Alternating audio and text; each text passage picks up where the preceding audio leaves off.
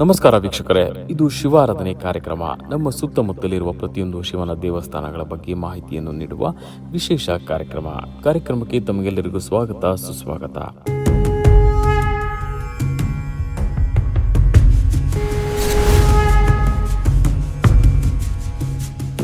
ವೀಕ್ಷಕರೇ, ಈ ಮೊದಲೇ ಹೇಳಿದಂತೆ ಇದು ಶಿವಾಲಯಗಳ ಕುರಿತಾದ ವಿಶಿಷ್ಟ ಕಾರ್ಯಕ್ರಮ.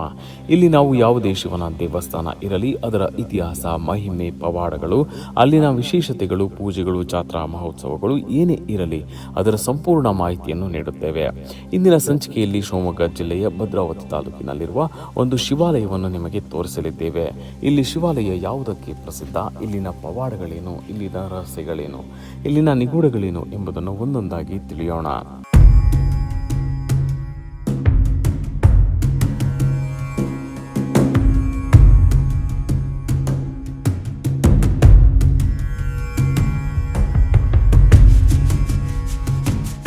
ಶಿವಮೊಗ್ಗ ಮಲೆನಾಡ ಹೆಬ್ಬಾಗಿಲು. ಶಿವಮೊಗ್ಗದಲ್ಲಿ ಅನೇಕ ಪುರಾಣ ಪ್ರಸಿದ್ಧ ದೇವಾಲಯಗಳು ಇವೆ. ಅದರಲ್ಲೂ ವಿಶೇಷವಾಗಿ ನೂರಾರು ಶಿವನ ದೇವಾಲಯಗಳಿವೆ. ಶಿವಮೊಗ್ಗ ಒಂದು ರೀತಿಯಲ್ಲಿ ಧಾರ್ಮಿಕ ಕೇಂದ್ರವಾಗಿದೆ. ಅಲ್ಲಿ ಯಾವಾಗಲೂ ಕಾರ್ಯಕ್ರಮಗಳು ನಡೆಯುತ್ತಲೇ ಇರುತ್ತವೆ. ಇತ್ತೀಚೆಗಷ್ಟೇ ಶಿವರಾತ್ರಿ ಕಳೆದಿದೆ. ಶಿವಮೊಗ್ಗದ ಮೂಲೆ ಮೂಲೆಯಲ್ಲೂ ಶಿವರಾತ್ರಿ ಹಬ್ಬವನ್ನು ವಿಜೃಂಭಣೆಯಿಂದ ಆಚರಿಸಿದ್ದಾರೆ. ಇಂದು ಭದ್ರಾವತಿಯಲ್ಲಿರುವ ಒಂದು ಸುಂದರವಾದ ಶಿವನ ದೇವಸ್ಥಾನವನ್ನು ನಿಮಗೆ ತೋರಿಸಲಿದ್ದೇವೆ. ಅದು ಯಾವುದು ಗೊತ್ತಾ? ಇದೇ ಭದ್ರಾವತಿ ತಾಲೂಕಿನ ಬೆಳಗಲು ಗ್ರಾಮದಲ್ಲಿರುವ ಶ್ರೀ ನಂಜುಂಡೇಶ್ವರ ಸ್ವಾಮಿ ದೇವಸ್ಥಾನ.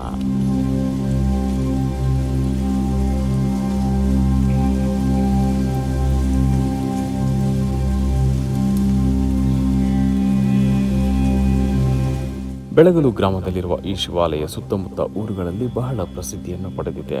ಇಲ್ಲಿಗೆ ಸುತ್ತಮುತ್ತಲ ಗ್ರಾಮದವರು ತಪ್ಪದೇ ಬರುತ್ತಾರೆ. ಹಬ್ಬಗಳನ್ನು ಹೊರತುಪಡಿಸಿಯೂ ಪ್ರತಿದಿನ ಅನೇಕರು ಬಂದು ಪೂಜೆ ಮಾಡಿಕೊಂಡು ಹೋಗುತ್ತಾರೆ. ಇಲ್ಲಿನ ವಿಶೇಷತೆ ಏನು ಎಂಬುದನ್ನು ಮತ್ತು ಈ ಜಾಗದಲ್ಲಿ ನಂಜುಂಡೇಶ್ವರ ಯಾಕೆ ನೆಲೆಸಿದ್ದಾರೆ ಎಂಬುದರ ಕುರಿತು ಒಂದು ಇತಿಹಾಸವೂ ಇದೆ.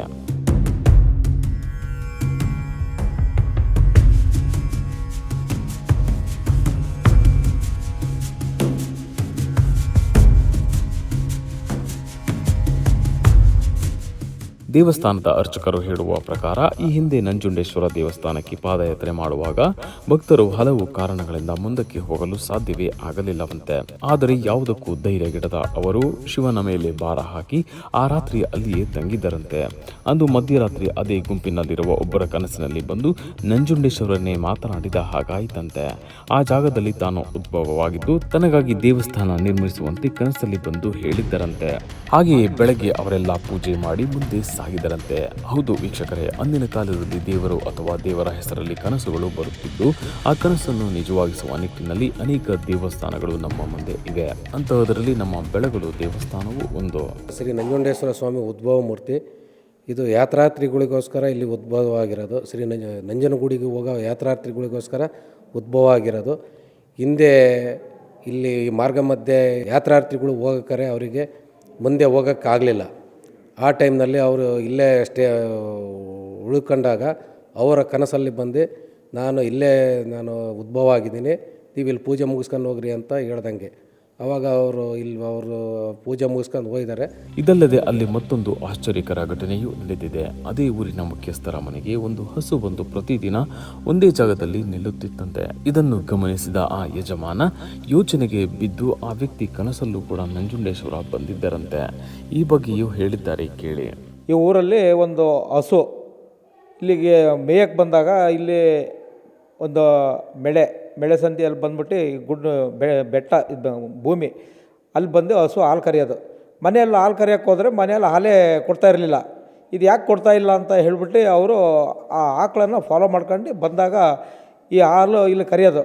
ಇಲ್ಲಿ ಕರಿಬೇಕಾದ್ರೆ ನೋಡಿಬಿಟ್ಟು ಇಲ್ಲಿ ಉತ್ತಾದೆಲ್ಲ ಇರೋದ್ರಿಂದ ಇಲ್ಲಿ ಲಿಂಗು ಇದೆ ಅಂತ ಹೇಳಿ ಅವರಿಗೆಲ್ಲ ಗೊತ್ತಾಯಿತು. ಇನ್ನು ಈ ದೇವಸ್ಥಾನ ಅಂದಿನಿಂದಲೂ ಊರ ಜನರ ಸಮ್ಮುಖದಲ್ಲಿ ಬಹಳ ಅಭಿವೃದ್ಧಿ ಕಂಡಿದ್ದು ಪೂಜೆ ಪುನಸ್ಕಾರಗಳು ಅಂದಿನಿಂದ ಇಂದಿನವರೆಗೂ ನಡೆಯುತ್ತಲೇ ಇವೆ. ಸೋಮವಾರ ರುದ್ರಾಭಿಷೇಕ ಸೇರಿದಂತೆ ಶಿವನಿಗೆ ಇಷ್ಟವಾದ ಪ್ರತಿಯೊಂದು ಅಭಿಷೇಕ, ಅಲಂಕಾರ ಎಲ್ಲವನ್ನೂ ಮಾಡುತ್ತಾರೆ.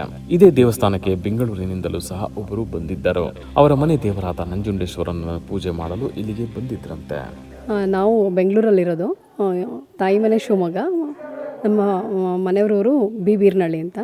ನಮ್ಮದು ಮನೆದೇವರು ಇದು ನಂಜುಂಡೇಶ್ವರ ದೇವಸ್ಥಾನ ಅಂತ. ಹಾಗಾಗಿ ದೇವ್ರ ದರ್ಶನ ಮಾಡ್ಕೊಳ್ಳೋಣ ಅಂತ ಬಂದಿದ್ದೀವಿ. ಹುಟ್ಟು ಬೆಳೆದಾಗ್ಲಿಂದನೂ ನಾವು ನಂಜುಂಡೇಶ್ವರ ಅಂದರೆ ನಂಬಿದ್ದೀವಿ. ಅದಕ್ಕಾಗಿ ನಮಗೆ ಏನೋ ನಮಗೆ ಹತ್ತಿರ ಇಲ್ಲೇ ಬಾಬೆಳ್ಳಿ ನಮಗೆ, ಹಾಗಾಗಿ ನಾವು ಯಾವಾಗಲೂ ಬಂದು ಪೂಜೆ ಮಾಡಿಸ್ಕೊಂಡು ಹೋಗ್ತೀವಿ ಸ್ವಾಮಿ. ನಮಗೆ ಒಳ್ಳೆಯದಾಗಿದೆ, ಅದಕ್ಕೆ ನಮ್ಮ ಮಕ್ಕಂಗೆ ಹುಷಾರಿಲ್ಲ, ಅವರಿಗೂ ಒಳ್ಳೇದಾಗಲಿ ಅಂತ ಕರ್ಕೊಂಬಂದಿದ್ದೀನಿ. ಅವರು ಬರ್ತಾ ಇರ್ತಾರೆ ಅವಾಗವಾಗ. ಅಂದರೆ ನಮಗೆ ಭಾಳ ನಂಬಿಕೆ ಇದೆ ಈ ದೇವ್ರ ಮೇಲೆ, ಹಾಗಾಗಿ ನಾವು ಬರ್ತಾನೆ ಇರ್ತೀವಿ ಸ್ವಾಮಿ. ಈ ನಂಜುಂಡೇಶ್ವರನ ಸನ್ನಿಧಿಗೆ ಬಂದರೆ ನಂಜುಂಡೇಶ್ವರ ದರ್ಶನದೊಂದಿಗೆ ಅನೇಕ ಸಮಸ್ಯೆಗಳು, ಚರ್ಮ ಕಾಯಿಲೆಗಳು, ಯಾವುದೇ ಸಮಸ್ಯೆಗಳಿದ್ದರೂ ಖಂಡಿತವಾಗಿಯೂ ದೂರವಾಗುತ್ತವೆ. ಹೀಗೆ ಅನೇಕ ಅಚ್ಚರಿಗಳು ಇಲ್ಲಿ ನಡೆಯುತ್ತವೆ. ಇದು ಶಿವನ ಉದ್ಭವವಾದ ಸ್ಥಳ, ಹೀಗಾಗಿ ಇಲ್ಲಿ ಬಹಳ ಮಹಿಮೆ ಇದೆ ಎಂದು ಹೇಳುತ್ತಿದ್ದಾರೆ. ಯಾವುದೇ ತೊಂದರೆಗಳಿದ್ದರೂ ಭಕ್ತಾದಿಗಳ ತೊಂದರೆಗಳನ್ನು ದೇವ್ರ ಹತ್ರ ಬಂದು ಕೇಳಿಕೊಂಡ್ರೆ ನಂಜುಂಡೇಶ್ವರ ಹರಿಸ್ಬಿಟ್ಟು ಎಲ್ಲ ತೊಂದರೆಗಳನ್ನು ನಿವಾರಿಸ್ತಾನೆ. ಯಾವಾಗಲೂ ನರಗುಳ್ಳೆ ಈ ಥರದ್ದು ಏನಾದರೂ ತೊಂದರೆ ಇದ್ದರೆ, ಚರ್ಮದ ತೊಂದರೆ, ದೇವರ ಸೇವೆ ಮಾಡಿದರೆ ತುಂಬ ಅನುಕೂಲವಾಗಿ ಕಾಯಿಲೆಗಳು ಯಾವುದೇ ಔಷಧಿ ಇಲ್ಲದಲೇ ದೇವರ ಸನ್ನಿಧಾನದಿಂದನೇ ಹರಕೆಯಿಂದನೇ ಅದು ಚೆನ್ನಾಗಾಗತ್ತೆ. ಇಷ್ಟೇ ಅಲ್ಲ, ಇಲ್ಲಿಗೆ ಬರುವ ಹಲವರು ತಮ್ಮ ಅಭಿಪ್ರಾಯವನ್ನು ಹಂಚಿಕೊಂಡಿದ್ದಾರೆ, ದೇವಸ್ಥಾನದ ಮಹಿಮೆಯನ್ನು ತಿಳಿಸಿದ್ದಾರೆ. ಸುತ್ತಮುತ್ತಲ ಊರುಗಳಿಗೆ ಇದೇ ಪ್ರಮುಖ ಶಿವಾಲಯ. ಇಲ್ಲಿ ಶ್ರದ್ಧಾ ಭಕ್ತಿಯಿಂದ ಏನೇ ಕೇಳಿಕೊಂಡರೂ ಸಹ ಶಿವನು ಮಾಡಿಯೇ ಮಾಡುತ್ತಾನಂತೆ. ಇದಷ್ಟೇ ಅಲ್ಲ, ಉದ್ಭವ ಲಿಂಗಗಳಿಗೆ ನಮ್ಮಲ್ಲಿ ವಿಶೇಷ ಮಹತ್ವವಿದೆ. ಈ ಭಾಗದಲ್ಲಿ ಶಿವಲಿಂಗ ಉದ್ಭವವಾಗಿರುವುದು ಇಲ್ಲಿನ ಜನರ ಪುಣ್ಯ ಎಂದು ಹೇಳುತ್ತಿದ್ದಾರೆ. ಇಲ್ಲಿನ ಮತ್ತೊಂದು ನಿಗೂಢ ವಿಷಯ ಎಂದರೆ ಇಲ್ಲಿನ ಉದ್ಭವ ಲಿಂಗ ಎತ್ತರಕ್ಕೆ ಬೆಳೆಯುತ್ತಿದೆ ಎಂದು ಹೇಳುತ್ತಿದ್ದಾರೆ. ಧಾರ್ಮಿಕ ಕ್ಷೇತ್ರಗಳಲ್ಲಿ ಇದು ಒಂದು ಪುಣ್ಯಕ್ಷೇತ್ರ ಅಂಥೇಳಿ ಹಿಂದಿನಿಂದ ಸುಮಾರು ನಮ್ಮ ಹಿರಿಯರು ಒಂದು 300 ವರ್ಷಗಳ ಹಿಂದಿನ ಇತಿಹಾಸವನ್ನು ನಮಗೆಲ್ಲ ತಿಳಿಸ್ಕೊಟ್ಟಿದ್ದಾರೆ.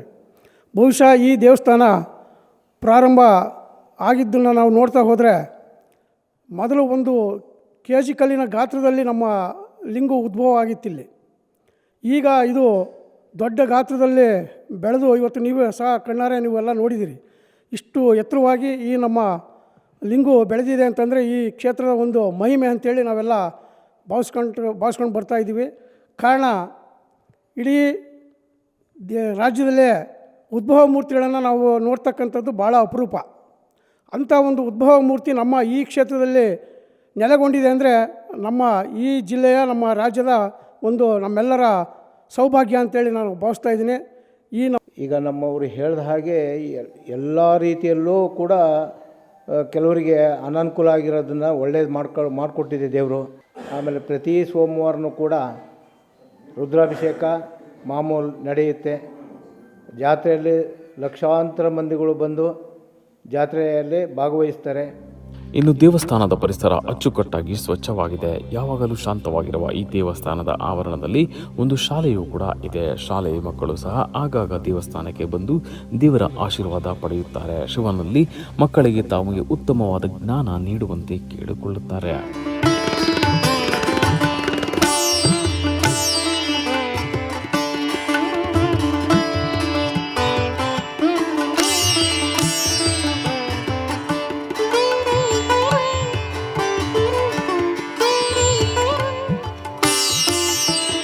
ಹಳ್ಳಿಯ ವಾತಾವರಣದಲ್ಲಿರುವ ಈ ಬೆಳಗಲು ಶಿವನ ದೇವಸ್ಥಾನ ಒಳಗಡೆ ಜಾಗ ಚಿಕ್ಕದಾಗಿದ್ದರೂ ಸಹ ದೇವಸ್ಥಾನ ಅದ್ಭುತವಾಗಿದೆ.